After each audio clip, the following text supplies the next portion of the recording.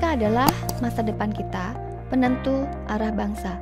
Lihatlah tatapan mata mereka yang mencari visi yang benderang, langkah kaki yang siap menerjang tantangan, dan tangan yang akan menjadi tempat kita berpangku di masa tua. Namun, jalan mana yang kita tunjukkan untuk mereka tempuh? Uang tanpa ilmu akan habis sia-sia. Cerdas tanpa karakter akan menjadi bahaya. Kesempatan tanpa arahan akan percuma. Generasi tanpa kualitas takkan berdaya. Maka, apa harapan bagi Indonesia sejahtera? Kitalah generasi yang bertugas meletakkan fondasi lewat pendidikan yang bermutu tinggi, menolong mereka menggapai mimpi. Ya, kita semua yang melihat potensi ini, angkatlah panji pendidik dalam kolaborasi, yang terus mengajar dan belajar tanpa henti. Para pendidik Kristen yang bersatu mengasah diri demi Indonesia yang kita cintai. Mari satukan hati mewujudkan panggilan ilahi dalam forum ini. Apa yang bisa kita lakukan? Tidak ada kata tidak bisa, karena akan ada banyak cara untuk berbagi ilmu dan cerita. Proyek kolaborasi, webinar, kelas intensif, FGD, workshop, dan konferensi. AFCI hadir untuk menjadi tempat bertemu dan berbagi ilmu, membuka kesempatan untuk mengembangkan mutu, membuka jaringan dengan pendidik dari berbagai penjuru. Tuhan berkata bahwa tidak ada usaha kita yang akan sia-sia. Sebuah kehormatan untuk melayani dan menghasilkan karya demi generasi muda Indonesia yang berjaya, menjadikan mereka bersinar bagi dunia. Mari saudara, setiap insan yang sudah diberikan beban surgawi ini, ambillah peran dalam berbagai proyek untuk kolaborasi. Mari setiap pejuang pendidikan bergandengan tangan berjejaring bersama komunitas berdampak bagi pendidikan.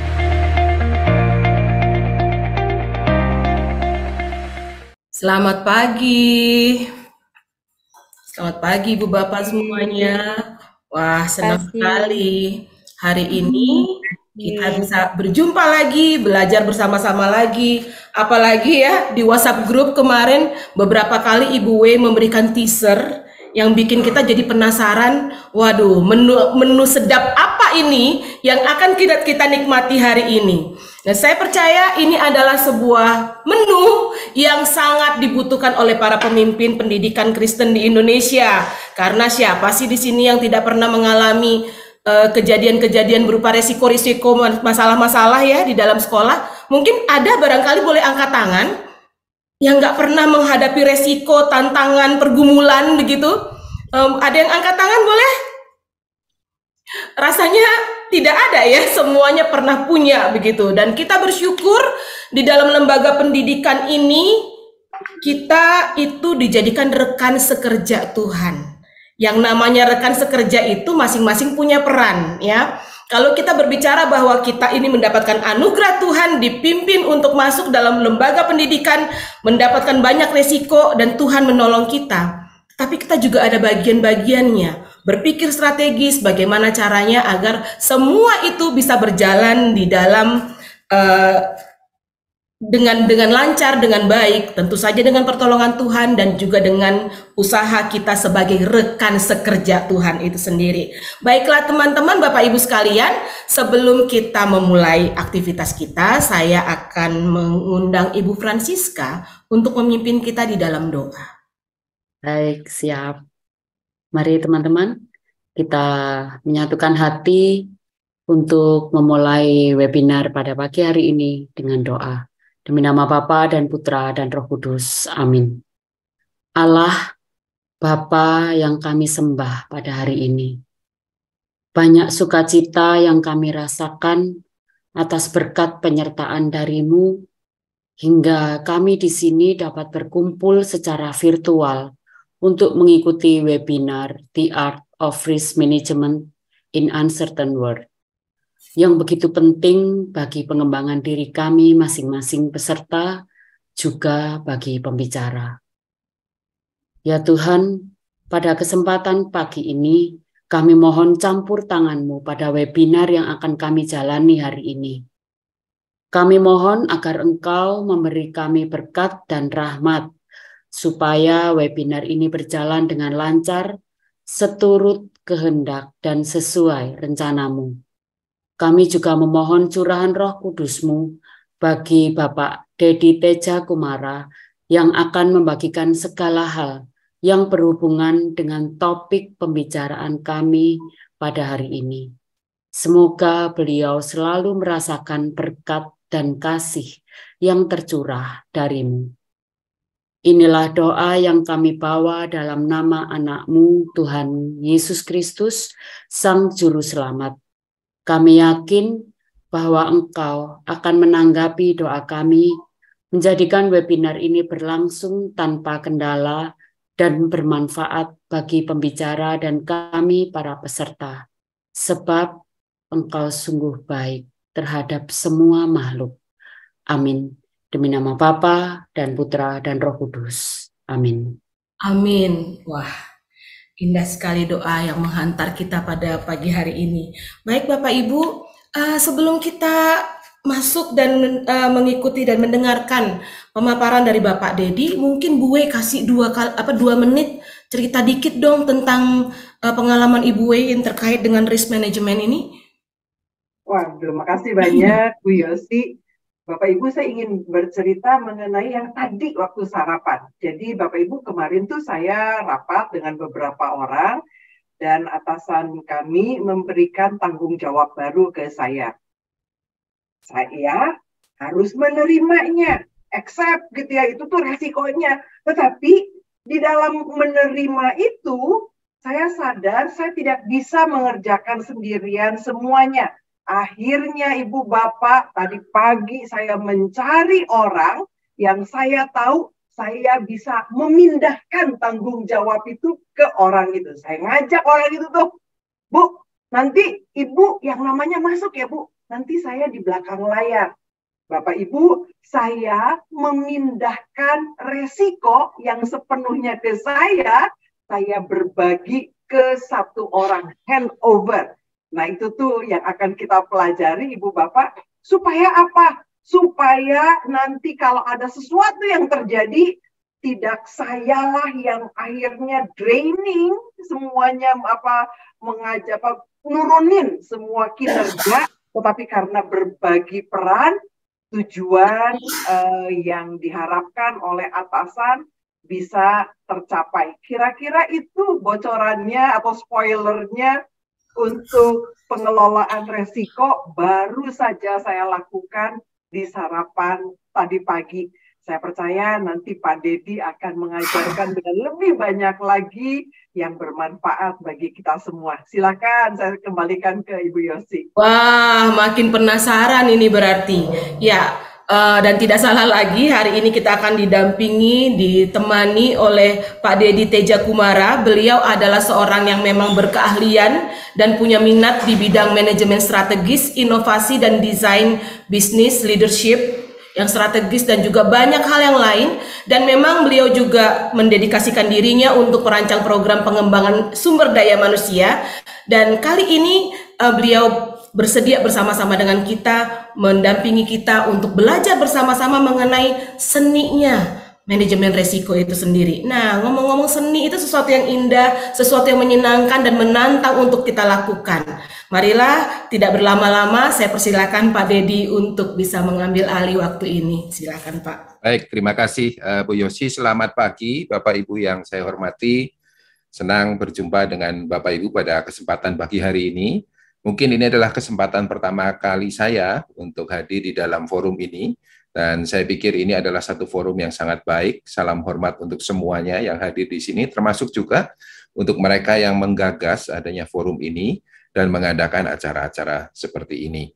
Saya menganggap Bapak Ibu semua sebagai rekan-rekan sekerja saya, teman-teman saya semua, karena kita semua bekerja di bidang pendidikan, ya. Jadi ini adalah teman-teman saya juga. Nah, satu kehormatan kalau pada pagi hari ini saya diundang untuk berbagi, dan judul yang diberikan oleh teman-teman untuk bisa menjadi pemikiran atau diskusi atau ya mungkin ini menjadi sebuah pemikiran kita bersama adalah The Art of Risk Management. Tadi sudah disinggung ya, kata art ini memang menjadi sesuatu yang menarik. Karena kalau kita bicara soal art, biasanya yang pertama kita pikir ini adalah sesuatu yang sifatnya subjektif. Ya. Sebuah lukisan, sesuatu karya seni agak susah ya untuk dijudge bagus atau tidaknya, karena ya itu subjektif ya, tergantung setiap orang.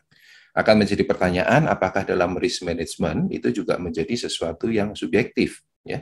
Nanti akan kita lihat bahwa memang dalam art management ada sisi subjektifnya, tapi yang nggak semuanya subjektif ya. Jadi ada hal-hal yang sifatnya juga bisa menjadi lebih objektif.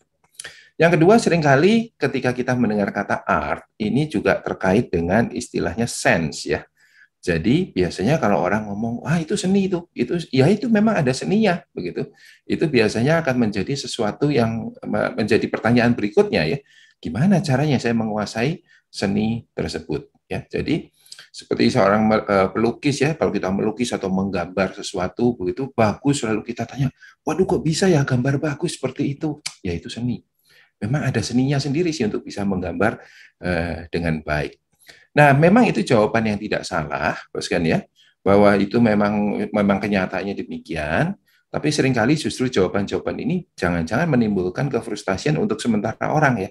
Loh, seni. Lah terus gimana dong saya gitu ya? Yang gambar untuk bisa gambar seperti apa?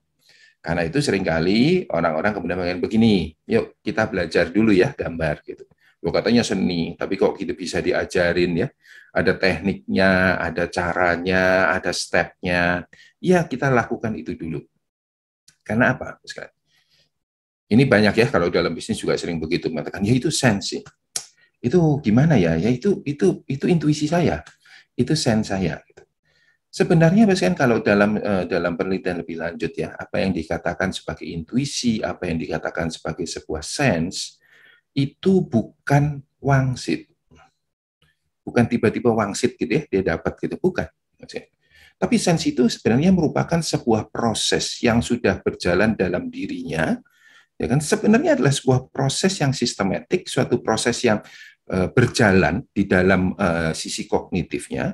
Namun karena itu sudah berjalan seolah-olah seperti otomatis, ya kan? Maka orang tidak lagi merasa dirinya sebagai suatu proses berpikir. Makanya dia mengatakan itu sebagai sebuah sense ya, sebagai sebuah intuisi. Nah, untuk mencapai titik itu, kenapa kok dia bisa seperti itu? Ya karena memang dia gunakan itu terus-menerus, kan? Sampai pada titik tertentu dia sudah tidak lagi menyadari bahwa dia berpikir itu. Seperti contoh ya, Baskan ya, ini untuk memberikan gambaran tentang art itu tadi, Baskan ya. Kalau Baskan dulu belajar mengendarai mobil ya, jangan yang matic nih, yang dulu manual ya. Masih ingat yang waktu pertama kali kita belajar mobil itu kita belajar mati-matian stepnya itu ya. Dan waktu saat-saat awal belajar itu, jangan harap bisa diajak ngobrol waktu nyetir. Kenapa? Kita konsentrasi. Konsentrasi pada apa? Bukan pada jalannya. Kita konsentrasi pada apa? Pada kaki. Kenapa? Karena masalah kopling, gas, dan rem itu nggak segampang diomongin ya. Betul? Kadang-kadang kita maju, mobil mati. Kita berhenti, mobil mati ya di sana. Tapi setelah kita lakukan itu terus-menerus, memang ini terkait dengan skill ya, tapi setelah itu kita lakukan terus-menerus, kan? Hari ini ketika kita nyetir mobil itu, kita sudah tidak lagi merasa bahwa otak kita berpikir untuk kaki itu.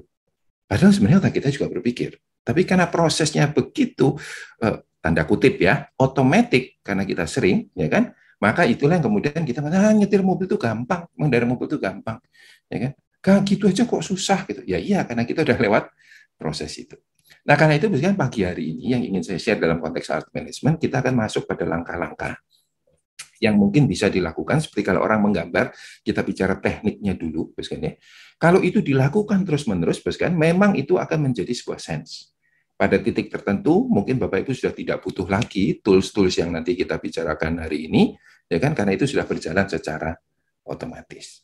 Nah, karena itu misalkan saya akan coba share apa yang akan menjadi bahan kita hari ini. Oke.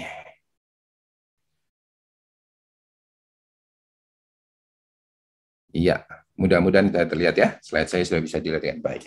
Nah, Bapak Ibu, kita mulai dulu dengan pemahaman tentang risiko. Karena kita mau mengelola risiko, sebenarnya risiko itu apa? Ya kan? Nah, judul webinar kita pada pagi hari ini itu dikaitkan juga dengan uncertain world. Ya. Jadi, the art of risk management in uncertain world. Dan memang betul, misalkan kalau kita bicara tentang risiko, memang tidak bisa dilepaskan dari ketidakpastian. sumber dari risiko adalah ketidakpastian. Tapi tidak semua ketidakpastian menjadi risiko. Kenapa? Karena risiko itu adalah uncertainties that matters. Suatu ketidakpastian yang penting buat kita. Jadi kan ketidakpastiannya ada banyak di dunia ini, tapi tidak semua kita anggap sebagai risiko. Kenapa? Karena tidak semua ketidakpastian itu penting buat kita. Ya kan? Kenapa penting buat kita? Nah, tiap orang bisa berbeda-beda, tapi bahwa itu tidak penting buat kita, membuat kita tidak merasa bahwa itu menjadi risiko kita. Itu sebabnya bahwa di dalam konteks pengelolaan risiko tadi bisa ada unsur subjektifnya. Kenapa? Karena di tengah-tengah ketidakpastian itu ada dua orang yang melihat ketidakpastian yang sama, bisa saja dua orang itu memiliki pemahaman risiko yang berbeda. Kenapa? Karena kepentingannya berbeda. Ya, itu yang pertama. Jadi kalau kita bicara tentang risiko, benar ada ketidakpastian, tapi tidak semua ketidakpastian menjadi risiko. Risiko adalah ketidakpastian yang penting bagi kita. Yang kedua, kalau kita bicara risiko, seringkali orang melihat selalu pada downside. Apa risikonya? Gimana kalau kita rugi? Gimana kalau itu turun? Gimana kalau itu habis? Bagaimana kalau itu hilang? Jadi selalu yang dilihat adalah downside. Padahal sebenarnya kalau kita bicara pengertian risiko, sebenarnya bukan downside-nya, tapi variasinya. Jadi variasi itu bisa ke atas, bisa ke bawah, gitu ya, di sana.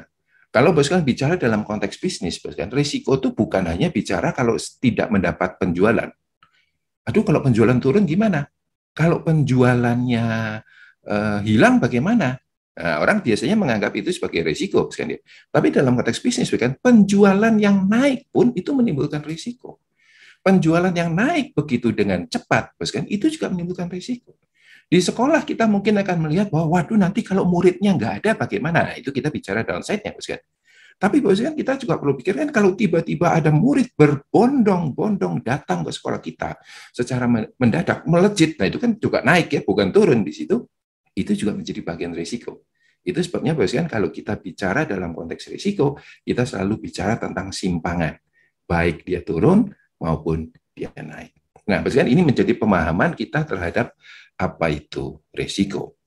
Nah, kalau kita tadi bicara soal risiko, betul risiko tadi datang karena ketidakpastian ya. Nah, maka kita akan lihat, bahwa di dalam risiko itu, karena dia melihat pada sumbernya salah satunya adalah ketidakpastian, ada 4 level ketidakpastian.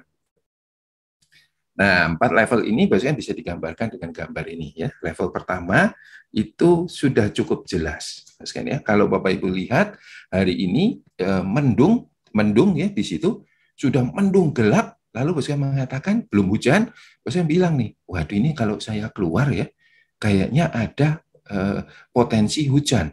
Nah, itu kan ketidakpastian karena kita belum tahu pasti hujan gitu ya. Tapi itu termasuk level pertama. Kenapa? Kemungkinannya besar sekali hujan, sudah mendung gelap seperti itu kok. Ya. Nah, level 2 itu adalah yang disebut dengan alternative futures ya. Itu adalah begini, kita cuma ada 2 pilihan hari ini. Lulus atau tidak lulus. Tidak ada di tengah-tengahnya, yaitu setengah lulus dan setengah tidak lulus. Lulus dan tidak lulus ini sesuatu yang tidak pasti buat kita.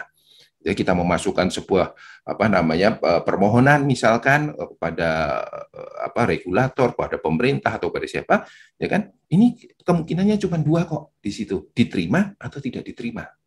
Gitu ya. Nggak ada nih kemungkinan di tengah-tengah diterima dengan catatan atau direvisi dulu, kayaknya nggak ada deh, pilihannya cuma ada 2. Nah, itu level 2. Level 3, itu adalah bentuknya range. Ini kalau kita ajukan ke sana ya kemungkinan pasti kita dapat dana sih, tapi dananya ya nggak tahu ya, bisa diberikan 10%, bisa diberikan 30%, bisa juga 100%. Tapi kalau enggak sama sekali sih enggak, pasti dikasih ya. Cuman ini ya nggak tahu berapa persennya. Nah, itu biasanya bentuknya kontinum. Itu level 3. Kalau level 4, itu adalah ketidakpastian yang bisa ke utara, bisa ke selatan, bisa ke barat, bisa ke timur. Sesuatu yang betul-betul tidak pasti. Ya kan? Betul-betul. Nah, ini seperti kalau Bapak Ibu rasakan waktu awal-awal kita mengalami pandemi. Sebagian orang merasa bahwa ini gimana ya? Ini bakal lama atau enggak? Ini bakal bahaya atau tidak? Gitu ya. Semua orang bisa berpendapat dan kita bingung. Ini kemana? Itu level 4. Tapi setelah berjalannya pandemi itu, misalnya berapa lama dan sebagainya, kan turun tuh level ketidakpastiannya ya. Mulai kelihatan lagi, mulai lebih jelas lagi, lebih jelas lagi, lebih jelas lagi, turun level ketidakpastiannya. Nah, misalkan risiko, managing risiko itu mengelola risiko itu pada umumnya berada pada level 2 dan level 3. Ketika ketidakpastian pada level 4, sebenarnya yang dibutuhkan bukan manajemen risiko, tapi adalah sebuah agility. Ya, nah itu topik yang berbeda lagi. Sehingga kalau kita bicara tentang managing risk, pada umumnya nanti Boskan lihat tools-tools yang ada di sana, itu sebenarnya adalah memang untuk level 2 dan level 3 ketidakpastian. Nah, sekarang saya masuk, Boskan ya. Oke, gimana kalau kita mau mengelola risiko, ya kan? Nah, yang pertama, kita perlu tahu dulu tentang risikonya apa. Tanpa kita tahu risikonya apa, ya tentunya kita nggak bisa mengelolanya. Tadi, kan kembali kepada definisinya, risiko adalah uncertainty that matters. Nah, karena itu, kan untuk melakukan hal ini, kita perlu tahu dulu apa yang matters buat kita, apa yang penting buat kita. Nah, salah satu cara, sekalian ya, untuk menolong kita seperti ini, kita jangan buru-buru masuk kepada apa yang penting. Tapi kita mulai dulu dengan siapa yang penting bagi kita. Ya, nah, terutama ini penting sekali bagi Bapak Ibu yang menjadi pemimpin ya di sana. Setiap pemimpin, sekalian, pasti memiliki konstituen di dalamnya. Sehingga menjadi pertanyaan siapa yang penting bagi kita. Sekali lagi, sekalian, di sini bisa saja subjektif ya. 2 kepala sekolah ditanya siapa yang penting bagi Anda, bisa saja jawabannya berbeda-beda. Ya kan? Itu sisi subjektif dari risk management. Siapa yang penting? Siapa konstituen yang kita anggap penting? Itu yang pertama. Baru setelah kita mengetahui siapa yang penting, kita bisa tahu apa yang penting. Jadi apa yang penting ini biasanya berkaitan dengan siapanya, dengan konstituennya, dengan pemangku kepentingannya, dengan stakeholder-nya. Ya. Nah, baru setelah kita tahu tentang what matters-nya, ya di situ, baru nanti kita bisa lihat ya kemungkinan-kemungkinan yang akan terjadi. Nanti setelah ini kita akan lihat lebih jauh. Nah, Bapak Ibu mengelola risiko itu sebenarnya terdiri dari 4 tahap. Pertama, risk identification. Nah, risk identification, sekalian, itu nanti kita akan lihat prosesnya, tapi salah satu poin yang penting adalah yang tadi saya katakan. Siapa yang penting bagi Anda dan apa yang penting. Ya, itu salah satu cara, itu langkah awal ya di dalam mengidentifikasi risiko. Langkah kedua adalah risk assessment. Setelah tahu risikonya, baru kita assess risikonya. Apakah tadi Bu Welin sudah mengangkat dengan baik, dan saya yakin dengan apa yang disampaikan beberapa hari belakangan ini memberikan juga salah satu gambaran atau contoh-contoh terkait dengan itu, ya kan? Tidak semua risk sebenarnya perlu dikelola. Nah, itu salah satu yang menjadi poin penting ya buat kita. Tapi basilan hasil untuk mengatakan ini biarkan saja, ini kita terima, udahlah nggak apa-apalah, ya kan nggak usah diapa-apain, itu selalu harus datang dari risk assessment. Ya, bukan berdasarkan feeling, itu berdasarkan risk assessment. Setelah ada risk assessment, baru di treatment. Oke, kalau begitu apa yang akan kita lakukan? Dan yang terakhir adalah control and monitoring, ya kan? Nah, ini maksudnya kalau kita bicara mengelola risiko, tiap orang bisa berbeda-beda ya di sana. Ada orang yang sudah dengan sangat baik melakukan identifikasi, assessment, dan memikirkan tentang treatment. Nah, lemahnya dia di nomor 4. Maksudnya, dia merasa bahwa apa yang sudah diplan itu pasti akan berjalan lancar ya, tanpa ada hambatan, tidak ada perubahan di tengah-tengah. Dan lupa untuk dikontrol dan dimonitor ya di situ. Itu seringkali juga terjadi ya di 4 ini bicara setelah ya risk treatment itu dilakukan. Nah, saya akan memberikan beberapa contoh ya, karena waktu juga tidak panjang di sini. Tapi mudah-mudahan contoh ini ya kan memberikan gambaran, ya, bagaimana kita melakukan atau mengelola risiko.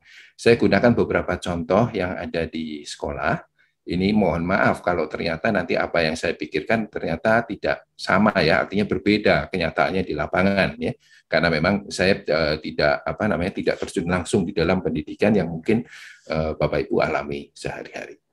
Tapi sekarang mari kita mulai dulu dengan yang tadi ya. Who is matter to you? Siapa yang penting buat Anda? Siapa konstituennya? Misalkan kalau sekalian di dalam sekolah ya, yang saya bayangkan di situ mungkin ada orang tua, ada peserta didiknya. Kalau ini swasta ada yayasan, ada guru, ada masyarakat, ada regulator dalam hal ini pemerintah ya, dan mungkin ada konstituen-konstituen yang lain. Nah, misalkan mari kita lihat dulu. Misalkan ya, ini salah satu contohnya saya ambil orang tua.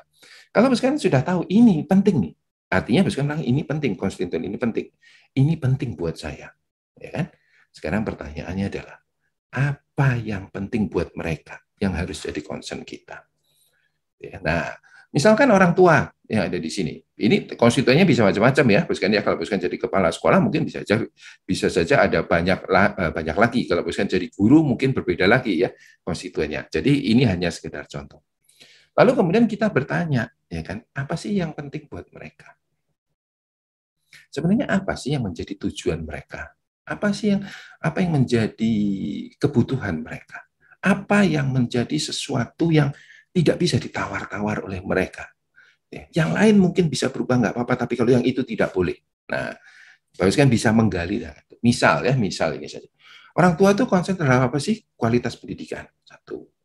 Jangan-jangan dia punya concern pada akses untuk jenjang pendidikan selanjutnya. Jangan-jangan dia punya concern pada keberlanjutan sekolahnya. Ya. Nah, saya bisa identifikasi. Oke, misalkan kita ambil dulu satu, kualitas pendidikan, gitu ya. Sekarang baru kita ngomong nih, ini baru identifikasi risikonya. Untuk kualitas pendidikan, ya kan? Hal-hal apa sih yang bisa membuat kualitas pendidikan tadi tidak mencapai sasarannya? Nah, ini baru yang kita sebut dengan identifikasi risiko. Jadi identifikasi risiko datang karena dua langkah sebelumnya itu tadi. Oh, ternyata ada banyak hal, Pak, yang bisa membuat kualitas pendidikan itu tidak mencapai sasarannya. Tidak tersedianya guru yang kompeten, tidak tersedianya jumlah guru yang cukup sehingga rasio peserta didik dengan guru beda. Mungkin karena fasilitasnya, mungkin karena orang tua yang tidak kooperatif. Wah, banyak sekali. Bapak Ibu mungkin yang tahu ya, apa yang bisa membuat kualitas pendidikan itu tidak bisa mencapai sasarannya. Oke, ya dianalisis lagi. Lalu misalkan muncul, ambil lagi satu. Tadi misalkan apa? Tidak tersedianya guru kompeten. Itu yang bawahnya nanti juga perlu dianalisis ya, misalkan ya. Tapi ini saya memberikan contoh saja. Tidak tersedianya guru kompeten.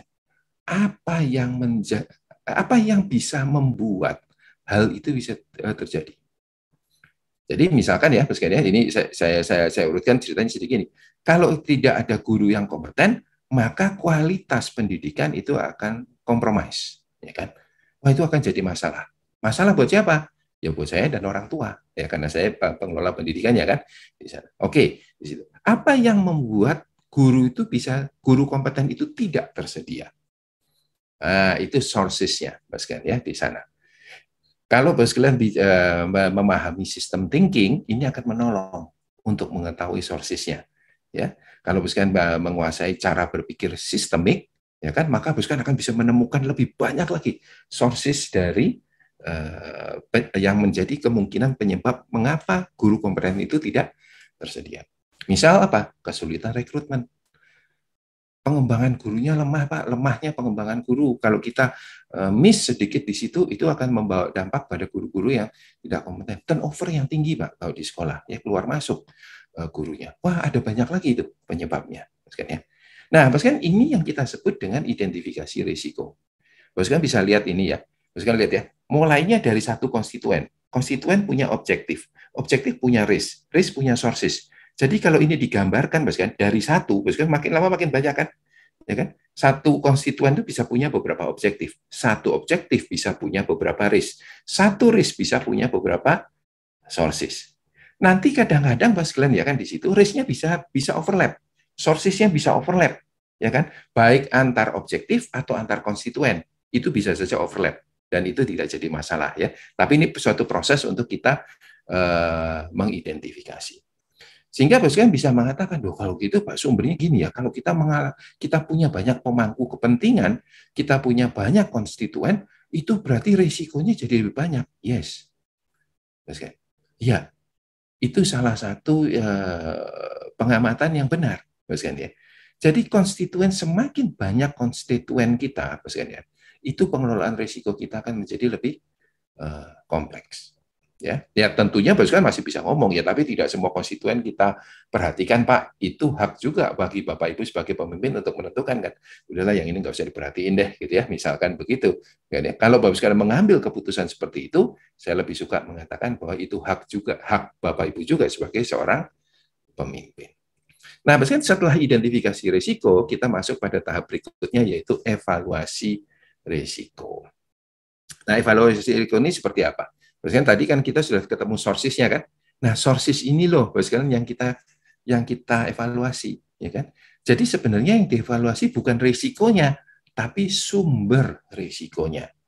Ya kan? Nah, tadi kita punya 3 untuk masalah guru yang tidak kompeten tadi ya. Sumber risikonya 3 nih. Kesulitan rekrutmen, lemahnya pengembangan guru, turnover yang tinggi. Ya. Contoh nih ya, 3 di sana. Lalu berdasarkan proses assessment atau evaluasi risiko, itu kita selalu melihat pada 2 hal, yaitu probabilitas dan impact. Probabilitas itu menggambarkan adalah betul itu akan menimbulkan hal-hal yang tadi kita pikirkan, tapi kemungkinan terjadinya bagaimana? Ya kan? Kemungkinan terjadinya bisa saja kecil, bisa saja tinggi. Ya. Nah, itu yang pertama, itu probabilitas. Yang kedua adalah impact. Impact-nya bisa kecil, dan impact-nya bisa besar. Sehingga nanti Bos kan bisa menemukan, ya kan, ada sumber-sumber risiko yang probabilitasnya itu rendah, ya kan, rendah, dan impact-nya rendah. Kemungkinan terjadinya kecil, dan kalau terjadi, ya impact-nya kecil. Nah, itu aman tuh, Bos kan ya, buat kita. Tapi jangan-jangan Bos kan ketemu di satu ujung yang lain, yaitu apa? Probabilitasnya tinggi sekali dan kalau terjadi habis kita, Pak. Nah, itu berarti tinggi sekali risk value-nya, ya. Nah, Bos kan ini adalah sebuah cara untuk melakukan assessment. Jadi nanti probability dan impact kita assess, lalu kita punya yang namanya risk value. Risk value itu adalah perkalian antara probability dan impact. Ya. Nah, bagaimana kita mengaksesnya? Ya, ini salah satu contoh saja. Ya. Biasanya kita menggunakan skala 1 sampai 5. Ya. 1 itu kalau dari sisi probabilitas, 1 itu kemungkinannya kecil. Ya kan? Itu kalau mau pakai angka, ya kemungkinannya lebih kurang dari 5% lah. Nomor 2 itu unlikely. 5-20%. Nomor 3 itu possible, 20-60 ya. 4 itu likely, 60-90. Kalau sudah di atas 90 itu almost certain. 5 ya di sana. Impact-nya dibagi lagi, Mas. 1 itu marginal ya. Ya, hampir nggak ada impact lah itu kalau orang ya jalan cuman kesenggol dikit lah nggak akan luka, itu marginal. Minor ya kan di situ. Ya ada sih, ya ada di situ lecet ya di situ, tapi nggak sampai berbahaya. Moderate ya itu lebih tinggi lagi. Major dan parah ya severe itu yang nomor 5. Nah akan menjadi pertanyaan, loh siapa Pak yang menentukan angka ini? Kalau tadi kembali ke sini, kesulitan rekrutmen itu probabilitasnya 3, impact-nya 4. Lemahnya pengembangan guru itu probability-nya 4, impact-nya 5. Turnover yang tinggi itu 2 dan 4. Ini siapa yang menentukan skornya? Nah, Bapak Ibu di sini, kalau tiap orang pasti akan subjektif ya dalam menentukan hal ini. Tapi salah satu cara untuk mengurangi subjektivitas dalam hal ini adalah dengan melakukannya secara bersama-sama. Prinsipnya sederhana, ya. Kalau bahkan lari 100 meter, ya kan, sebenarnya jurinya cukup 1 karena penilaiannya objektif. Berapa detik ya di situ. Selama dia punya alat untuk bisa mengukur satu orang ini berapa detik, seorang ini berapa detik, sebenarnya satu orang saja sudah tahu ya kan? Bahwa itu ada banyak orang karena kita nggak bisa mengukur satu-satu, tapi ukurannya itu sudah objektif, ya kan? Di situ sekarang pakai teknologi sudah bisa kelihatan masuk berapa detik, ya di sana. Tapi kalau misalnya bicara tentang loncat indah, ya kan? Itu susah. Ya memang ada panduannya yang disebut dengan indah tuh loncatannya begini dan segala macam. Tapi yang lurus tuh kayak apa? Nggak ada yang bisa, nggak bisa persis betul-betul diukur kan lurusnya. Itu menjadi sesuatu yang subjektif. Nah kalau begitu bagaimana supaya loncat indah itu bisa menjadi objektif? Itu sebabnya kalau loncat indah jurinya nggak pernah satu. Ada beberapa ya, kalau misalnya lihat itu kan di Olimpik kemarin ya, orang tuh ngangkat tuh 9, 8 ya dan sebagainya. Kenapa? Sekarang di situ dengan banyaknya orang yang melihat, dia menjadi lebih objektif. Hal ini juga sama, ya. Kalian bisa mengajak teman-teman, rekan-rekan ya, untuk mengidentifikasi risiko sekaligus mengaksesnya.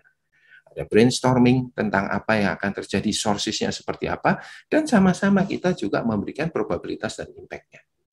Nah, lalu kemudian dari hasil yang kemudian secara bersama-sama ditentukan, kita bisa mengukur risk value-nya ya. Tadi dikalikan. Kalau sekali lihat yang sini 3 kali 4, 4 kali 5 dan sebagainya. Risk value ini bertujuan untuk apa, Bos? Ini adalah Bos membuat prioritas. Bos bisa sadar tadi ya, waktu identifikasi kan dari satu bisa muncul banyak gitu. Nah, ini kalau saya ngurusin semua di situ, saya nggak kerja ngapa-ngapain, cuma ngurusin risiko aja nih. Gitu kan ya.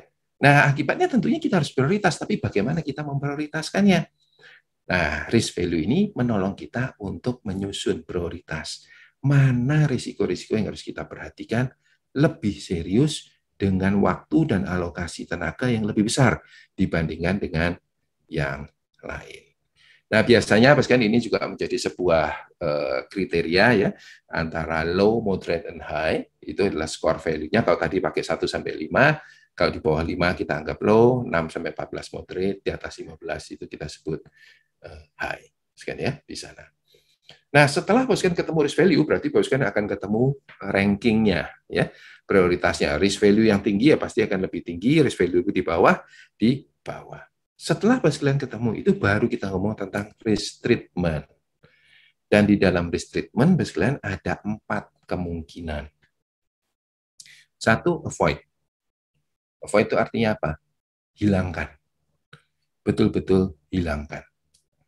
Kalau bos kalian harus mengirim barang, terus bos kalian lihat nih, waduh, tapi kalau lewat laut ya, kalau lewat laut bisa hilang nih barang. Nah, ini risikonya tinggi sekali nih buat saya. Oke, treatmentnya apa? Avoid. Avoid artinya apa? Ya sudah, jangan lewat laut. Jangan lakukan itu. Supaya apa? Exposure pada risikonya hilang. Ya, itu avoid. Pertama ya, waduh ini tapi kalau kayak ada kerjaan kayak begini, ya tadi contoh Bu Helin tadi ada pekerjaan begini, ini bakal repot nih buat saya ya, tapi saya harus terima, nggak ada pilihan lain nih, seperti ini. Ya, kalau kita masih punya pilihan untuk avoid, kita bisa avoid ya di situ. Ini akan mengganggu hidup saya dan sebagainya, risikonya akan tinggi. Nah, kalau pakai cara atau strategi avoid adalah apa? Ya sudah, jangan terima itu, jangan lewat laut, hindari itu. Jangan ambil keputusan itu avoid. Tapi sayangnya dalam hidup ini tidak semua bisa avoid ya. Kalau kita bisa avoid enak tuh di situ. Gak ada pilihan lain, harus kita tangani. Nah, waktu kita tangani itu resiko-resiko itu tadi akan juga menolong kita pada bentuk-bentuk yang lain. Yang kedua adalah treat. Nah, treat ini artinya apa? Coba kurangi dong risikonya ya. Ya udahlah kita terima, tapi ya risikonya kalau bisa kita kurangi. Ya kan? Mitigasi itu ada di sini, ya. Kita treat, kita lakukan sesuatu supaya risk value-nya turun. Risk value turun bisa terjadi kalau apa, kan? Probabilitasnya turun atau impact-nya turun. Nah itu caranya kita untuk treat, ya, untuk reduce. Yang ketiga, kan sharing. Nah ini yang tadi Bu ini sampaikan ya, ditransfer, kan ya. Kalau tadi misalkan ngirim barang ke laut, takut kita lewat jalur laut, takut, jangan lewat udara. Nah, itu avoid. Kalau kemudian terpaksa kita lewat harus laut, kenapa? Mahal Pak lewat udara, ya dari situ gimana ya supaya risikonya ini nggak ini ya, supaya nggak hilang, supaya nggak rusak dan segala macam. Nah, itu bungkus yang ketat. buat berlapis-lapis, kasih busa, kasih apa supaya nggak rusak. Itu treat. Nggak hilang semua loh resikonya ya, tapi turun. 3, sharing. Kalau sharing itu apa? Transfer resikonya. Jadi ya. Gimana nih caranya? Udah deh, pakai insurance. Supaya kalau barang itu hilang, saya masih bisa dapat gantinya. Itu namanya transfer, Bos kan. Insurance itu sebenarnya adalah risk transfer, Bos kan ya. Ditransfer kepada yang lain. Ya. Atau yang ketiga, yang keempat adalah retain. Ya sudahlah, terima aja lah gitu ya. Ya, nggak ada lain yang nggak gimana lagi ya. Mau di avoid nggak bisa ya, di treat ya nggak bisa juga, ya kan? Di sharing nggak ada yang mau. Udahlah terima saja, retain, ya kan? Nah, biasanya retain pun, biasanya artinya accept itu pun tidak jadi masalah. Poinnya bukan ada di sharing atau di retainnya, tapi biasanya adalah biasanya tahu, sadar dengan jernih bahwa keputusan biasanya itu tadi ada risiko, ya, ada risiko yang mungkin akan kena kepada Bapak Ibu sekalian, ya. Retain itu berarti biasanya menerima risiko itu kan di sana. Acceptance itu datang karena bahkan clear di depan, bening, jernih di depan. Ya kan? Dan ya menjadi bagian dari pengelolaan risiko enggak? Ya itu menjadi bagian pengelolaan dari risiko juga. Enggak ngapa-ngapain loh Pak, kita dengan risikonya. Iya, tapi waktu bahkan mengatakan terima, itu kan pasti datang karena sebuah alasan yang Bapak sudah jelas kan. Bukan karena sesuatu yang Bapak tidak jelas, bukan karena Bapak tidak tahu apa-apa, tapi bahkan kita sadar betul ada risiko itu, tapi memang nggak bisa diapa-apain. Ya kan? Itu juga menjadi bagian dari risiko. Nah, kan ini adalah perlakuan risikonya tadi ya, misalnya di situ. Kalau avoid, ya kan, di sana, maka probabilitasnya kemudian menjadi 0, ya kan, tidak terjadi. Impact-nya juga 0, karena hilang, ya sudah tidak ada kepentingannya lagi, tidak ada urusannya lagi dengan kita, dan segala macam. Kalau di treat, probability-nya turun. Itu bisa treat itu bisa dengan cara menurunkan probability atau menurunkan impact. Misal ya, tadi ya, aduh gurunya kalau nggak kompeten, gimana nih? Gimana caranya menurunkan supaya probabilitas guru tidak kompeten? Oh, kita melakukan ini Pak, training dan segala macam, dan supaya tidak turun. Itu menurunkan probabilitas. Kalau misalkan menurunkan impact-nya adalah, ya udah kalau gitu gimana caranya supaya kualitas pendidikan tidak bergantung pada guru? Kita punya sumber lain untuk membuat peserta didik itu bisa mendapatkan kualitas pendidikan baik, tapi tidak tergantung dengan guru. Jadi kalau gurunya tidak kompeten pun impact-nya nggak besar, ya kan? Nah, terus kan itu juga salah satu treatment, tapi treatment-nya bukan pada probabilitasnya, tapi pada impact-nya, ya. Nah, kalau sharing, basically ada di sana, itu probabilitasnya nggak turun, karena memang ya sudah nggak bisa apa-apain gitu kan di sana. Tapi impact-nya dikurangi dengan cara apa? Dibagi sama orang lain. Ya kalau retain ya dua-duanya akan tetap sama. Nah, bagaimana memilih ini? Basically ada macam-macam, bisa objektif, ya kan, hitungan cost benefit. Aduh, ini kalau gini kemahalan ya, risikonya gitu, tapi ongkos kita untuk trade itu besar sekali loh. Ya kan di situ rasanya jadi gak worth it nih kalau seperti ini. Nah, pemikiran itu objektif, tapi juga bisa subjektif, kan? Itu risk appetite dari decision maker. Kayak gitu nggak masalah tuh. Saya berani kok nanggung seperti itu, kan ya. Itu risk appetite-nya. Itu memang bisa berbeda-beda. Nah, kan kemudian saya akan masuk berikutnya. Ini tentang risiko residual, ya kan. Setelah kalian trade, ya kalau avoid hilang sama sekali. Retain kan terima semua, ya kan. Itu nanti akan ada risiko residual. Kalau selain avoid, kan kalau avoid itu betul-betul hilang, ya kan, maka apakah risiko itu di-treat, apakah itu di-share, apakah itu kita terima, selalu pasti ada risiko residual. Ya kan? Risiko residual itu adalah risk value yang terjadi setelah semua treatment itu dilakukan. Ya kan? Kalau kalian terima, accept, retain tadi, risk value-nya pasti akan sama dengan analisis semula kan? Enggak diapa-apain kok kita terima, ya kan? Jadi sama. Kalau kalian treat, pasti turun. Kalau kalian share, pasti turun risk value-nya. Ya. Nah, avoid risk residualnya berapa? 0, karena memang betul-betul hilang. Nah, kan pernah dengar istilah contingency plan ya di sini. Contingency plan itu dilakukan kalian untuk risiko residual. Jadi setelah Bapak sekalian tahu risikonya, setelah Bapak sekalian melakukan banyak cara untuk mengelola risikonya, ternyata masih tetap ada risikonya. Nah, disitulah yang kemudian kita sebut adanya contingency plan. Jadi contingency plan itu adalah kalau itu terjadi, terus apa sikap kita dan apa yang kita lakukan. Ya.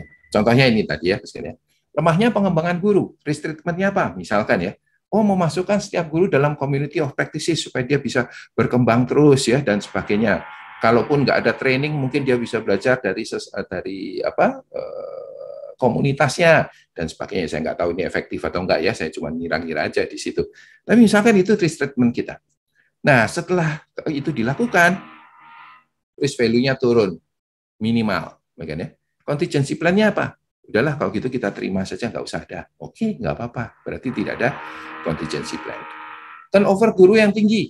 Apa yang dilakukan? Wah, kita melakukan ini, memberikan suasana positif dan segala macam ya, mungkin untuk membuat turnover guru yang supaya tidak tinggi. Tapi kalaupun itu dilakukan, risikonya gimana? Masih moderate, Pak. Residualnya tadi ya, sisanya masih residual. Kalau gitu contingency plan-nya apa? Kita harus siap-siap caranya. Kalau itu terjadi, kita akan rekrut pensiunan guru. Misalkan ya, ini sekali lagi belum tentu benar seperti itu, ya. Tapi itulah yang kita sebut dengan contingency plan. Nah, ya itu sehingga kalau bukan mau nanti coba, inilah tabel lengkap dari pengelolaan risiko ya, yang tadi saya ceritakan. Terakhir, ya kan, karena waktu di sini, apa yang menjadi musuh pengelolaan risiko? Kita bisa tahu tekniknya, kita bisa tahu tabel-tabelnya, kita bisa melakukan itu bersama-sama. Tapi tetap ada musuh bagi pengelolaan risiko. Ya kan? Sebagian dari musuh pengelolaan risiko adalah cognitive biases, ya, bias kognitif. Yang pertama overconfidence. Ada overconfidence pada kemampuan kita sendiri. Yang kayak gitu nggak mungkin terjadi. Enggak lah, kalau yang gitu enggak lah, gitu ya. Yang kayak gitu gampang, nanti bisa kok kita lakukan. Kalau kejadian gitu, nanti saya yang handle, saya yang akan tangani. Nah, sikap-sikap seperti itu, waktu kemudian kita melakukan pengelolaan risiko, walaupun kita pakai tabel-tabel tadi, pasti akan berpengaruh pada apa? Pada angka-angka yang dipakai. Gitu kan, ya? Karena itu kan tadi kan penilaian yang sifatnya lebih subjektif ya. Kalau begini, impact-nya apa? Nol. Kenapa nggak ada itu gampang lah itu nanti overconfidence itu saja. Atau normalization of deviance. Ya kan? Nah ini dalam proses mengidentifikasi risiko. Ya beda-beda gitu sedikit nggak apa-apa lah, biasalah itu. Ya. Biasalah kalau di Indonesia gitu ya, nyimpang seperti itu biasa. Ya kan di sana. Nah hati-hati kan ya. Ketika kita mengatakan sebuah simpangan, tadi kan risiko itu simpangan ya. Simpangan itu makin lama makin besar, makin biasa kita di situ. Kalau yang besar itu makin biasa buat kita, sekalipun kita tetap melakukan pengelolaan risiko pakai tabel-tabel itu tadi, tapi impact dan segala macamnya pasti kan jadi lebih kecil. Kenapa?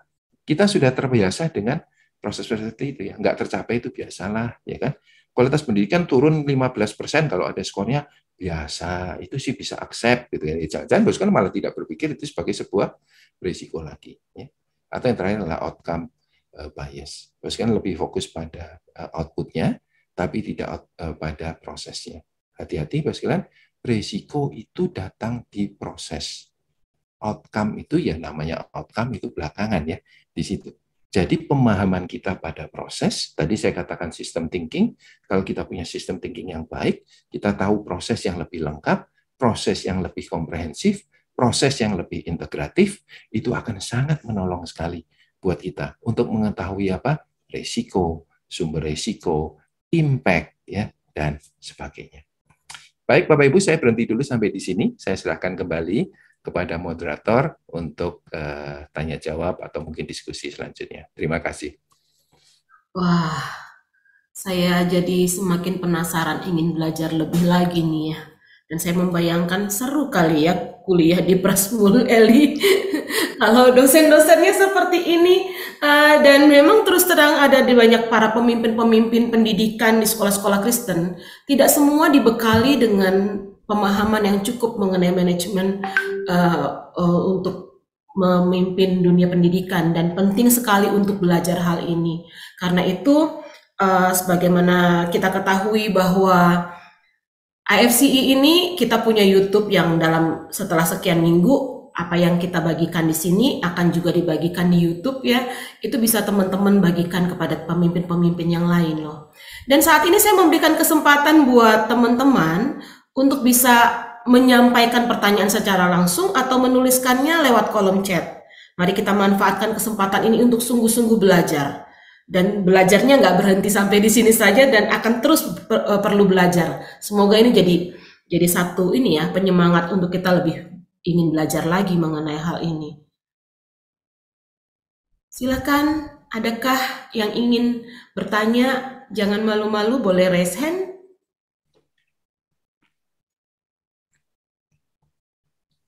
Oke, silakan Pak Amos.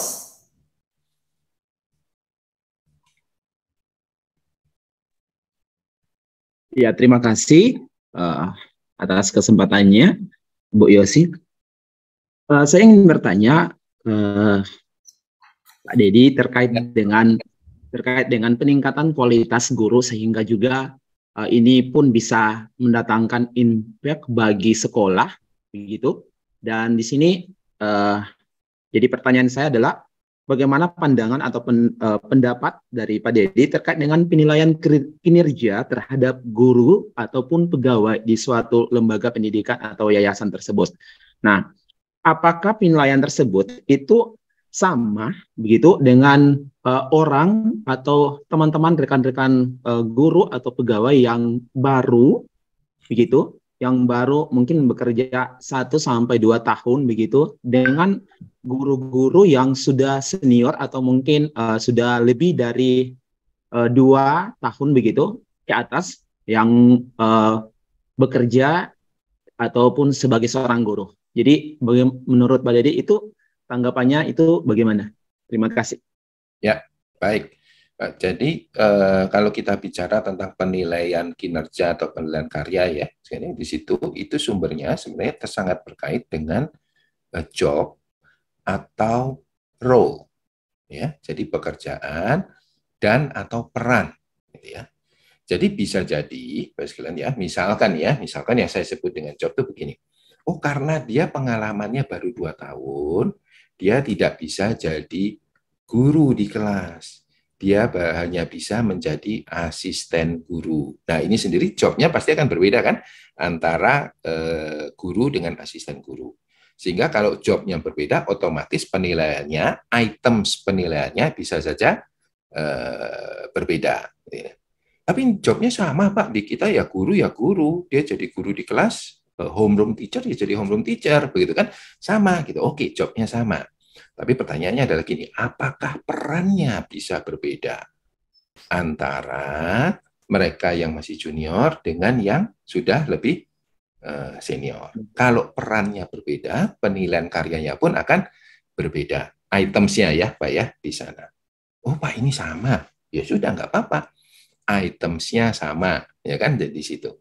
Dalam penilaian karya berarti ada items, ada norma, ya, norma untuk mengatakan dia baik atau tidak baik, ya kan, targetnya dan sebagainya. Itu pun masih bisa artinya disesuaikan dengan situasi dan kondisi. Kenapa ini menjadi sesuatu yang penting? Ya? Jadi begini, penilaian karya itu kan sebenarnya memiliki beberapa dimensi, ya kan.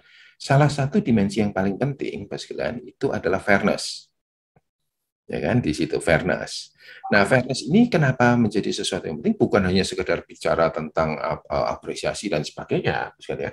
Tapi ini juga menjadi sebuah faktor yang akan berpengaruh kepada motivasi. Ya. Jadi dalam beberapa penelitian, itu sangat menarik sekali, ya kan? Bahwa ketika kita bicara dengan penilaian karya dan sebagainya, apa sih sebenarnya yang paling penting, ya, buat seseorang? Satu, fairness, ya betul, ya itu. Dan itu yang dua, transparansi, ya kan? Dua hal ini adalah dua hal yang akan membuat penilaian kinerja itu menjadi sesuatu yang positif.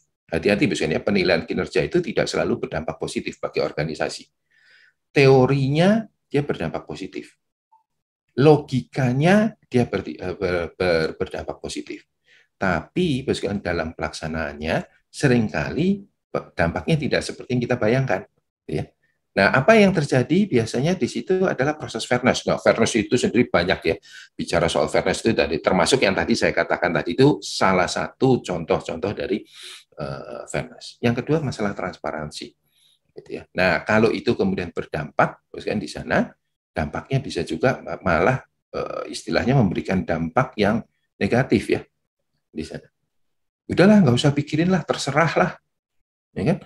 Mau ngomong apa terserah. Ya kan di situ. Nah, padahal penilaian karya itu sekali lagi bukan hanya masalah apresiasi loh. Itu juga salah satu cara kita untuk mengontrol kan.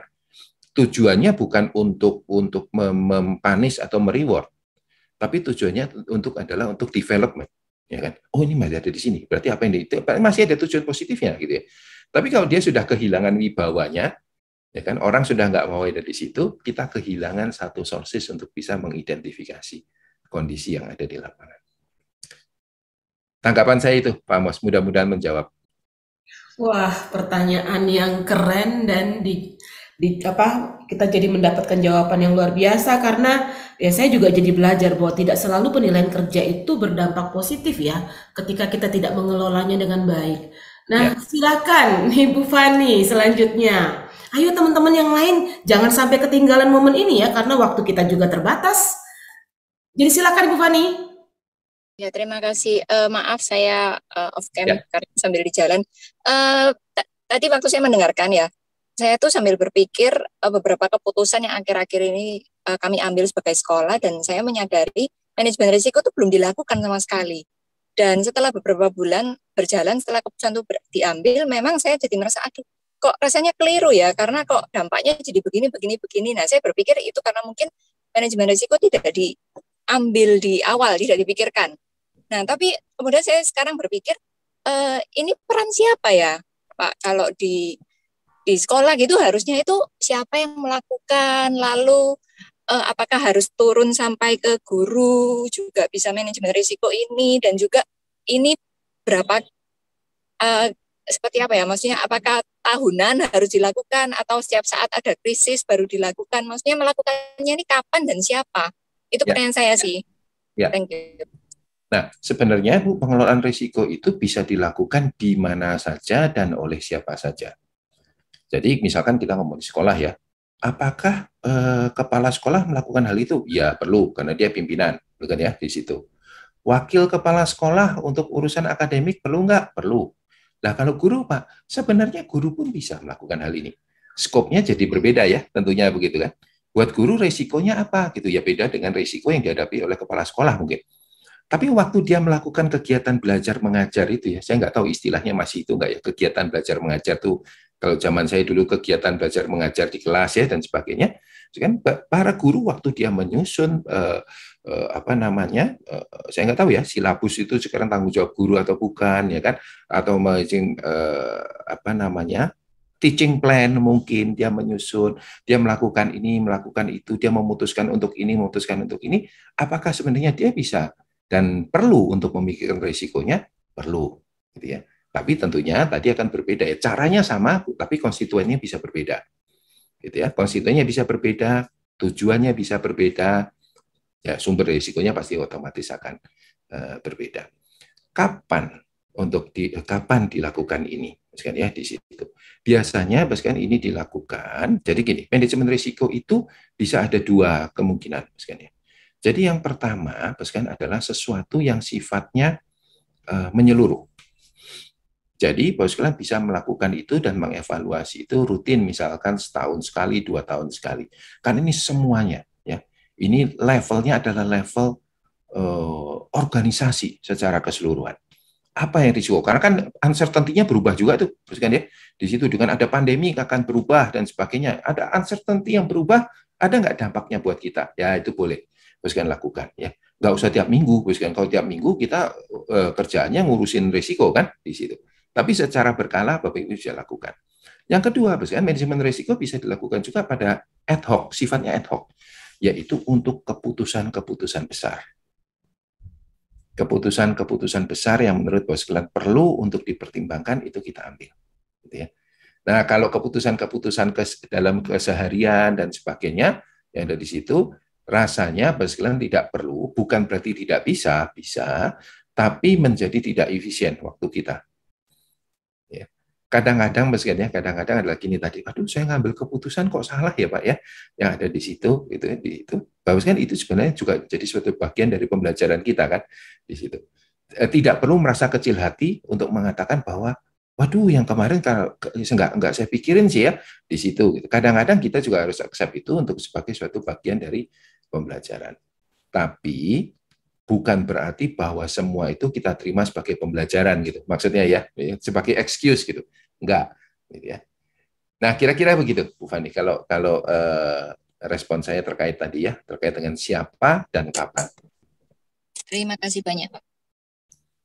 Oke, di kolom chat ada pertanyaan dari Pak Solidaritus ya, karena tidak bisa audionya bermasalah, jadi saya bacakan. Dalam proses pengelolaan risiko, seringkali setelah menempuh proses analisa risiko, permasalahan baru muncul dalam proses manajemen perubahannya. Apakah itu berarti kita kembali melakukan proses analisa risiko terhadap proses perubahan atau implementasi solusi yang ditetapkan? Karena mungkin ini berbeda dari penyusunan contingency plan, karena itu menyangkut dengan residual risk dari solusi yang mau dilakukan. Ya, ini pertanyaan yang sangat baik sekali, Pak. Jadi sebenarnya kalau kita bicara manajemen risiko dalam konteks kita mengambil keputusan tertentu yang tadi saya katakan ya, Pak. Ini keputusan besar nih harus kita lakukan. Oke, gini kita cek ya risikonya, kita kelola risikonya. Maka sebenarnya implementasi dan manajemen perubahan itu menjadi salah satu konteks untuk kita pikirkan sebagai bagian dari risikonya pada saat kita mengambil keputusan itu. Ya. Nah, bahwa tadi ada residual risiko, itu kan bisa menyusun contingency plan. Setelah sekalian lakukan itu, ternyata diimplementasi dan ternyata ada sesuatu yang berbeda, ya, dari apa yang dibayangkan. Ternyata tadinya saya bayangkan kalau ini diimplementasi pasti ada resistansi dari sini. Resistansinya probabilitasnya tinggi nih Pak. Dan kalau resistansi ya impact-nya besar, ini nggak jalan. Makanya kita waktu itu mitigasi dengan cara begini. Dijalankan nggak Pak? Dijalankan. Ya kan udah kita tahu tuh bakal ada risiko itu. Makanya kita lakukan treatment, ya kan? Mitigasi ya dari situ. Ternyata responnya beda loh Pak. Ya kan, nggak pernah kita bayangkan sebelumnya. Ternyata resistansinya nggak di situ, tapi di sana. Waktu kita begini kan ternyata responnya malah begitu. Itu di luar dugaan kami sama sekali. Ya. Nah, kan waktu saya melakukan ini bukan contingency plan karena saya nggak kepikir itu sebelumnya kan. Dan terus kan tidak perlu kembali lagi ke analisis risiko. Kenapa? Terus kan di situ. Karena ya ini memang sesuatu yang sudah terjadi, ya sesuatu yang terjadi. Kalau kan sudah terjadi di situ, pendekatannya bukan risk management lagi, tapi problem solving. Ya udah ada problem ada di situ. Ini terduga nggak terduga sih ya di situ. Ya udah kita solve the problem di titik itu. Kira-kira itu Pak yang tanggapan saya ya terhadap pertanyaan tadi. Oke, satu lagi dari pertanyaan yang ada di chat. Dalam organisasi, bagaimana kaitannya manajemen risiko dengan distribusi kekuasaan? Sebagai contoh, potensi konflik dapat muncul ketika risiko bagi personel pelaksana dinilai tidak penting atau kurang bagi manajemen atau hierarki atas. Bagaimana cara menanganinya? Oke. Jadi misalnya dalam organisasi ketika kita melakukan manajemen risiko, bisa jadi memang pada tiap level, maksudnya ya, itu bisa beda-beda. Kenapa? Ya kan? Karena memang bisa jadi pemahamannya berbeda-beda ya. Itu kan ya konstituennya mungkin berbeda-beda, tujuannya berbeda-beda ya dan sebagainya gitu. Bisa saja terjadi perbedaan itu. Itu sebabnya misalkan kalau kita bicara manajemen risiko dalam konteks ini, itu biasanya yang bisa kita lakukan sifatnya adalah istilahnya apa ya? Besar dulu, gambar besar dulu, betul kan ya? Lalu boleh turun lagi. Nah, turun di bawahnya itu pasti ngeling sama atasnya. Itu salah satu cara untuk integrasikan, kan ya, dari atas sampai ke bawah di situ, sehingga semuanya itu terintegrasi. Jadi misalkan ya tadi ya, kita ngomong tuh tadi kurangnya guru kompeten, turnover tinggi ya, dan sebagainya dan sebagainya. Itu kan kita ngomong di level atas. Dan ya, turnover guru tinggi ini penting nih ya untuk kita lakukan. Turun ke level berikutnya, ya kan? Maka yang ditangani di berikutnya tadi sudah bukan lagi turnover guru tadi, tapi turunan dari turnover guru itu tadi apa? Gitu kan ya. Misalkan tadi memberi suasana yang positif, gitu kan ya. Siapa yang memberi suasana yang positif ini? Saya nggak tahu nanti di sekolah itu siapa, gitu kan? Di situ, di level yang mana yang bertanggung jawab untuk melakukan tugas tersebut. Oke, jadi itu ya yang jadi penting. Risikonya apalagi? Nah, dia akan jadi lebih detail lagi dalam konteks itu. Mudah-mudahan kebayang ya, Mas ya. Jadi yang di atas diambil, diturunkan di bawah. Diturunkan lagi di bawah, turunkan lagi di bawah. Gitu. Sehingga dengan demikian, maka risiko itu, pengelolaan risiko itu menjadi sesuatu yang integratif. Kalau sekalian lakukannya adalah, ayo setiap masing-masing buat ya, yang ada di sana, sebagai proses nggak jadi masalah. Asal di bagian akhir ada orang yang kemudian mengintegrasikan. Gitu ya. Tapi kalau tiap orang jalan ya, masing-masing yang ada di sana, hati-hati. Karena yang terjadi adalah gini, buat satu pihak melakukan pengelolaan risiko, lalu dia melakukan sebuah risk treatment tertentu, jangan-jangan risk treatment yang dia lakukan justru membuat risiko di bagian orang lain. Terus dia bilang, enggak. Ya memang dia nggak mikirin yang lain kok, dia mikirin bagiannya sendiri kan, di situ. Yang bagiannya dia risikonya terkontrol dengan sangat baik memang. Treatmentnya ada banyak nggak dilakukan, dia treatment betul-betul sampai risikonya dia minim sekali, ya kan, di bagiannya dia. Tapi justru karena dia melakukan itu, jangan-jangan risiko di tempat lain meningkat, ya di sana. Nah, jadi kalau kan sebagai kepala sekolah, sebagai pimpinan, maka oke, coba masing-masing buat ya risiko apa yang dihadapi dan sebagainya, boleh sebagai proses ya, sebagai proses boleh. Tapi kemudian bos kan harus lihat satu dengan yang lain ini ngelingnya seperti apa. Atau yang kedua, atau yang pertama tadi, bos kan ambilnya adalah lakukan dulu di level atas, baru diturunkan. Kira-kira demikian, Pak. Terima kasih, Pak. Wah, ya, kita perlu mempertimbangkan kemungkinan-kemungkinan resiko yang terjadi pada pihak lain ya, Pak ya. Berarti kita memikirkan bagaimana kita menghadapi resiko yang kita saat ini hadapi. Baik, teman-teman, masih ada waktu loh, dan mari kita manfaatkan peluang ini untuk bertanya atau berbagi. Oh, silakan Pak Budi. Ya, terima kasih Bu Yosi. Dan ya, aku mau coba mengajak untuk kita berpikir lebih kacamata lebih luas lagi gitu ya, tentang sebuah kenyataan. Kalau tadi membaca presentation yang ditampilkan, itu kan kita mengidentifikasi risiko, itu tahapan pertama. Terus kalau kita baca slide yang sebelumnya kan tentang uncertain, itu ada level yang keempat gitu ya, yang tadi kalau ditunjukkan. Nah, sekarang kan kita diperhadapkan suatu kenyataan tentang uncertain di dalam semua usaha gitu kan. Nah, sebenarnya uncertain itu kan sesuatu yang sulit sekali kita untuk identify gitu ya. Misalnya ambil contoh mungkin yang paling bukan populer, yang akhir-akhir ini ada mungkin teman-teman mungkin juga merasakan dan mengalami bahwa hadirnya ChatGPT. ChatGPT itu ternyata ada sekolah anak kelas 4 sudah pakai ChatGPT untuk ngarang. Nah, terus juga, nah ini kan masuk ke dalam dunia pendidikan gitu ya. Nah, itu dia mengarang, ternyata dia pakai ChatGPT. Dan dia tulis temanya, lalu keluar deh. Lalu nilainya pasti bagus kalau gurunya tidak tahu gitu ya.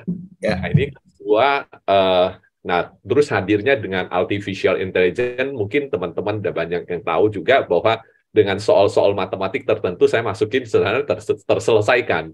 Itu kan sebuah risiko yang akan menggerus dunia pendidikan gitu ya. Nah, pertanyaan saya adalah hadirnya seperti itu kan sebenarnya sesuatu yang tiba-tiba datang gitu, uncertain. Dan kita tidak bisa identify gitu. Nah, bagaimana sebaiknya kita mengantisipasi di dalam kondisi yang uncertain ini gitu ya, memanage risiko itu. Kira-kira seperti itu. Ya. Nah, kalau kita berhadapan, ini pertanyaan Pak Budi saya pikir sangat relevan ya dengan kondisi belakangan ini. Kalau kita berhadapan pada level 4, yang kemungkinan besar kita akan lebih sering hadapi di masa depan. Ya, level 2, 3 itu biasa kita alami, level 4 itu dulu jarang. Ya kan? Tapi ke depan diperkirakan akan lebih sering ketemu dengan Pak. Maka pendekatan yang dilakukan adalah bagaimana kita bisa agile. Jadi ini memang nggak bisa dipikirkan di depan, karena nggak pernah kebayang gitu. ChatGPT nggak pernah kita pikirkan tahun lalu tuh, ya kan? Tiba-tiba muncul aja begitu di situ. Nah, pada saat itu prosesnya memang adalah suatu proses untuk merespon di situ. Nah, dalam hal itu memang dibutuhkan sebuah agility. Nah, agility ini membutuhkan banyak hal. Yang pertama mental agility-nya, ya kan? Jadi secara mental kita harus siap untuk berubah. Sebenarnya misalkan kita perlu bersyukur dengan adanya pandemi itu, karena pandemi itu melatih kita. Kita nggak pernah kepikir ada pandemi, tapi waktu pandemi terjadi, lalu kemudian ada istilahnya apa itu home based learning ya dan sebagainya, ya kan? Itu sebenarnya salah satu bentuk latihan agility yang saya pikir sangat baik. Belum pernah ada sekolah yang siap kan? Termasuk di perguruan tinggi juga nggak siap tuh dengan seperti itu. Tapi kalau kita mau jujur ya, itu sebuah latihan yang sangat baik. Dalam berapa bulan kita bisa lakukan itu. Tidak sempurna, masih ada efek, masih ada side effect, masih ada banyak hal yang harus kita atasi ke depannya ya. Tapi buat dari sisi ini, menurut saya itu adalah satu latihan untuk agility. Misalkan ya, tadi ada ChatGPT ini juga lagi banyak diskusi ya, di perguruan tinggi juga gitu. Waduh, mati loh. Jangan-jangan ini kalau pakai kayak gini, terus jadi gimana nih? Ya kan, karena ini ya, walaupun menurut beberapa yang saya lihat di situ, ChatGPT itu 2021 ke belakang. Kalau bos kalian tanya hal-hal yang terjadi setelah 2021, ChatGPT belum bisa gitu ya di sana. Nah, tapi apa yang harus kita lakukan di sini? Nah, memang pendekatan agility menjadi sesuatu yang baik. Mental agility yang pertama yang dibutuhkan adalah, wah menarik nih. Jangan kemudian bilang, aduh mati deh, kok ada begini. Ya, tapi ini menjadi sesuatu yang menarik nih. Kita ada challenge yang baru. Itu salah satu bagian penting dari mental agility. Yang kedua adalah kreativitinya, gitu ya. Kreativitas dalam menghadapi bentuk-bentuk seperti ini. Kemarin ada diskusi dengan orang-orang ini, kalau ChatGPT jadi gimana nih ya kalau kita untuk mengukur ini? Jangan-jangan ya bentuk evaluasi pengajaran kita yang akan jadi berubah, harus berubah, gitu kan ya di sana. Saya nggak tahu kalau di pendidikan dasar menengah itu seperti apa, tapi kalau di tempat kami itu menggunakan Bloom taksonomi, ya Bloom taksonomi gitu, ya kan. Nah, apakah ini akan bergeser ke atas? Bentuknya seperti apa? Ya. Ada teman yang kemarin brainstorming, nah itu pentingnya ujian lisan. Maksudnya apa?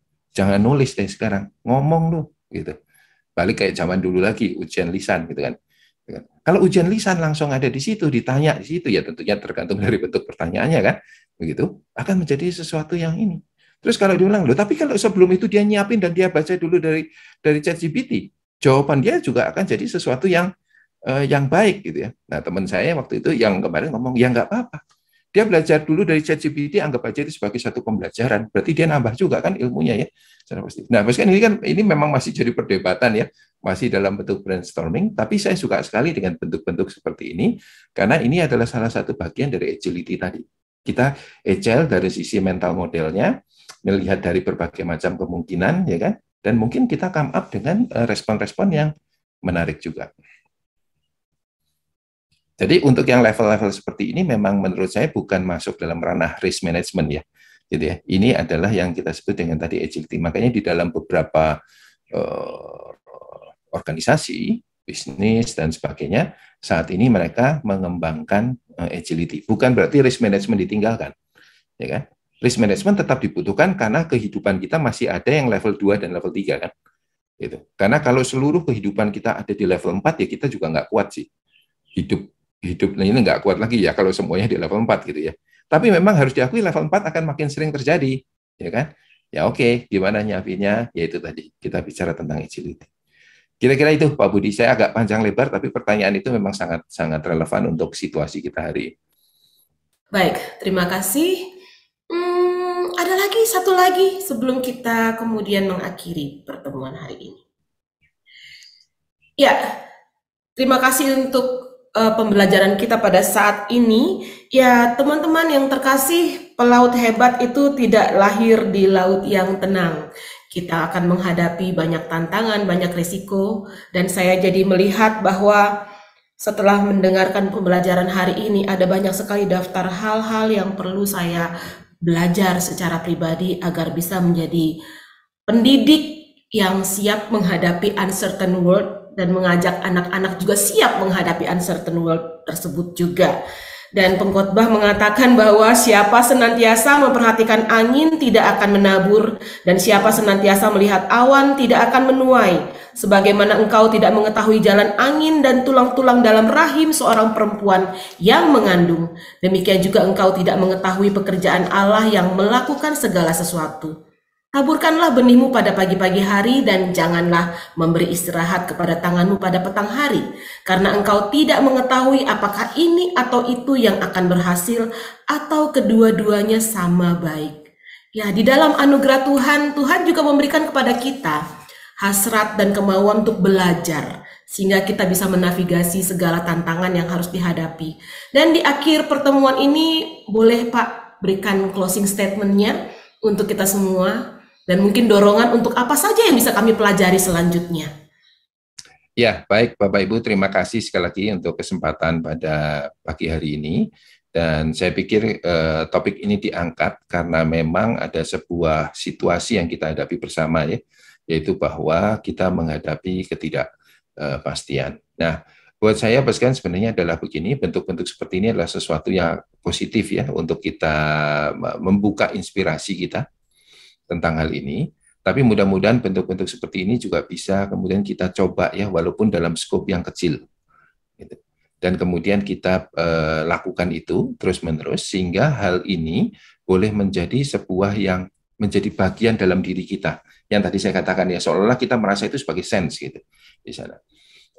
Tools-tools yang tadi saya berikan dalam konteks ini sebenarnya hanyalah untuk membantu, untuk starting ya di situ. Yang kalau nanti Bos kan sudah lakukan terus-menerus ya nggak usah buat tabel gitu juga nggak usah ya di situ, karena Bos kan langsung akan punya bayangan. Jadi ini sebenarnya lebih banyak untuk starting point untuk kita melakukan pengelolaan risiko, gitu ya. Tapi di sisi lain, Bos kalian sebagai anak-anak dan murid-murid Tuhan, kita juga selalu harus sadar, Bos kalian, bahwa selalu ada titik di mana manajemen risiko itu pasti miss.